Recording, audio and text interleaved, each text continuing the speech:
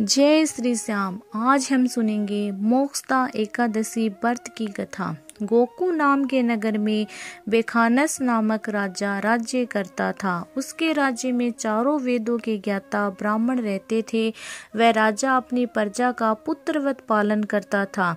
एक बार रात्रि में राजा ने एक स्वप्न देखा कि उसके पिता नरक में हैं।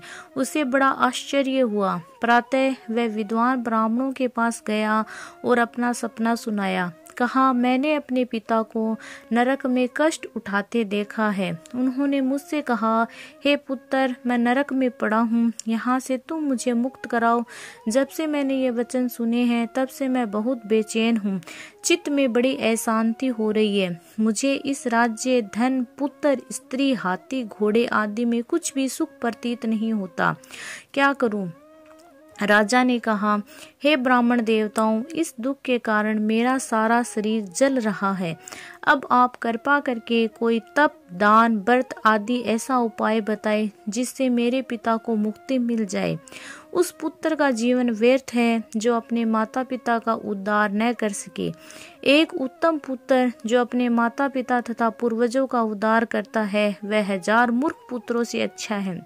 जैसे एक चंद्रमा सारे जगत में प्रकाश कर देता है परंतु हजारों तारे नहीं कर सकते। ब्राह्मणों ने कहा, हे राजन, यहाँ पास ही भूत, भविष्य, वर्तमान के ज्ञाता पर्वत ऋषि का आश्रम है। आपकी समस्या का हल वे जरूर करेंगे। ऐसा सुनकर राजा मुनि के आश्रम पर गया। उस आश्रम में अनेक शांत चित्त योगी मुनि तपस्या कर रहे थे। उसी जगह पर्वत मुनि बैठे थे। राजा ने मुनि को साष्टांग दंडवत किया। मुनि ने राजा से संगोपान कुशल पूछी।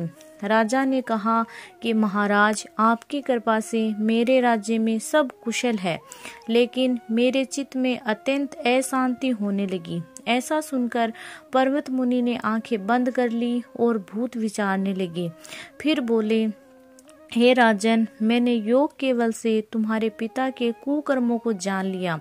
उन्होंने पूर्व जन्म में कामातुर होकर एक पत्नी को रति दी, किंतु सोत के कहने पर दूसरी पत्नी को ऋतुदान मांगने पर भी नहीं दिया। उसी पाप कर्म के कारण तुम्हारे पिता को नरक में जाना पड़ा। तब राजा ने कहा, इसका कोई उपाय बताइए।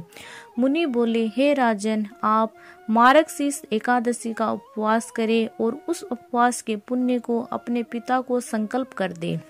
इसके प्रभाव से आपके पिता की अवश्य नरक से मुक्ति होगी। मुनि की ये वचन सुनकर राजा महल में आया और मुनि के कहने के अनुसार कुटुंब सहित मोक्षदा एकादशी का व्रत किया।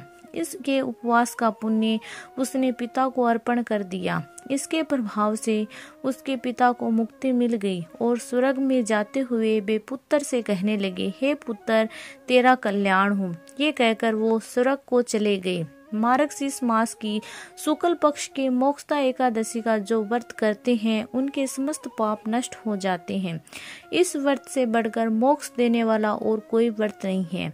इस दिन गीता जयंती मनाई जाती है। साथ ही ये धनुर्मास की एकादशी कहलाती है। अतः इस एकादशी का महत्व कई गुना और भी बढ़ जाता है। इस दिन से गीता पाठ का अनुष्ठान प्रारंभ करें तथा प्रतिदिन थोड़ी देर गीता अवश्य पढ़े। बोलो भगवान विष्णु की जय।